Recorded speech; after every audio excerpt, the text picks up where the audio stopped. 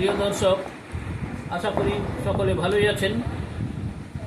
তো ভিডিওটি দেখার বা শোনার আগে প্রথমে এটাকে সাবস্ক্রাইব করে বেল আইকনটি অন করে দিন, তাহলে সবার আগে পৌঁছে যাবে নোটিফিকেশান আপনাদের কাছে।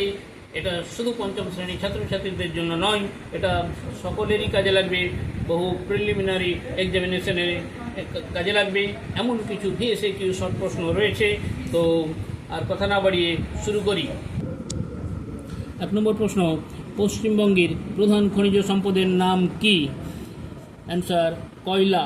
কয়লা হলো পশ্চিমবঙ্গের প্রধান খনিজ সম্পদ। একটি অবলুপ্ত পাখির নাম লেখো। উইয়া পাখি হলো সম্পূর্ণ অবলুপ্ত পাখি। গাছের পাতা কোন গ্যাস উৎপাদন করে? গাছের পাতা কোন গ্যাস উৎপাদন করে? Oxygen gas. অ্যান্সার হবে অক্সিজেন গ্যাস। সূর্যের পর পৃথিবীর সবচেয়ে কাছের নক্ষত্রের নাম কি?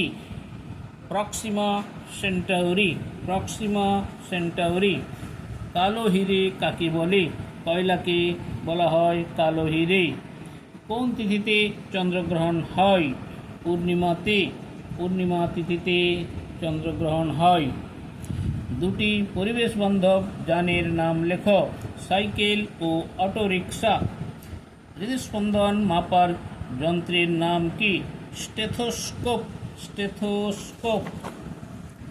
পরের প্রশ্ন, চাঁদের আকর্ষণে কোন জোয়ার হয়? অ্যান্সার মুখ্য জোয়ার। চাঁদের আকর্ষণে হয় মুখ্য জোয়ার। 10 নম্বর প্রশ্ন, আজাদ হিন্দ ফৌজ কে গঠন করেন? নেতাজি। নেতাজি সুভাষচন্দ্র বোস আজাদ হিন্দ ফৌজ গঠন করেন। একটি অপ্রচলিত শক্তির নাম লেখো। সৌরশক্তি। সৌরশক্তি হলো একটি অপ্রচলিত শক্তি। একটি প্রাকৃতিক কীটনাশকের নাম লেখো। নিমপাতা হলো একটি প্রাকৃতিক কীটনাশক। কোন পশুর জন্য সুন্দরবন বিখ্যাত? Royal Bengal tiger. Royal Bengal টাইগারের জন্য সুন্দরবন বিখ্যাত। 2টি লুপ্তপ্রায় মাছের নাম লেখো। ন্যাদোস ও সরপুঁটি। ন্যাদোস ও সরপুঁটি হলো 2টি লুপ্তপ্রায় মাছ। পথের পাঁচালী সিনেমাটি কে বানিয়েছেন? সত্যজিৎ রায়। এখানে আরেকটা প্রশ্ন থাকে, পথের পাঁচালী উপন্যাসের লেখক সেটা কিন্তু আলাদা। পথের পাঁচালী উপন্যাসের লেখক হচ্ছে বিভূতিভূষণ বন্দ্যোপাধ্যায়, আর পথের পাঁচালী সিনেমা বানিয়েছেন সত্যজিৎ রায়। এই দুটো ভালোভাবে মনে রাখতে হবে। একটি বিষাক্ত গ্যাসের নাম লেখো। Carbon monoxide. কার্বন মনোক্সাইড হলো একটি বিষাক্ত গ্যাস। ভূমিকম্প মাপার যন্ত্রের নাম কি? সিসমোগ্রাফ।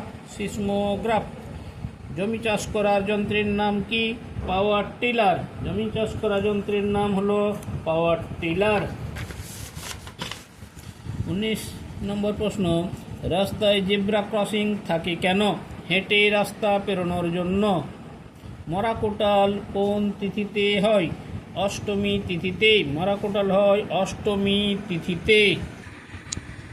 তো প্রিয় দর্শক, ভিডিওটি যদি ভালো লেগে থাকে তাহলে অবশ্যই কমেন্টস করে জানাবেন, আর লাইক একটি দিয়ে দেবেন ও বেশি বেশি করে শেয়ার করবেন।